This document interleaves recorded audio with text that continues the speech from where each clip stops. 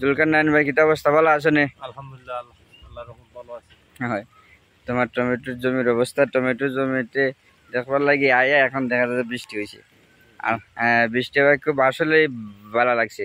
জি আর বিশেষ করে এই যে আসছিলাম প্রচুর রোদের কারণে কিন্তু এই যে টমেটোর গাছগুলা বা টমেটোর গাছের পাতাগুলা জি কুকরির মতো হয়ে যাইতেছিল। এটা জি আসলে প্রচুর রোদের কারণে। এমনকি এই জায়গার মধ্যে কিছু মাকড়ও আছে, মাকড়ের ওষুধ লিখে দিয়ে দিছি।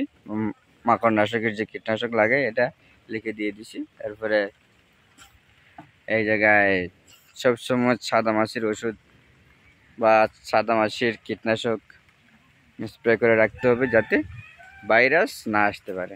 ভাইরাসের মূল বিষয় হচ্ছে ভাইরাসের মূল বিষয় হলো সাদা মাছির ইয়াটা, যাতে সাদা মাছির আক্রমণ কমানো গেলে ভাইরাস কমবো। এখন কিটা বৃষ্টির কারণে পানি আটকেছে, পানি ছেড়ে দিতেছ এটা তো জি কি রে। আর একবার করছেন টমেটো না এটাই না, ফার্স্ট? এটা প্রথমই আমার টমেটো ক্ষেত।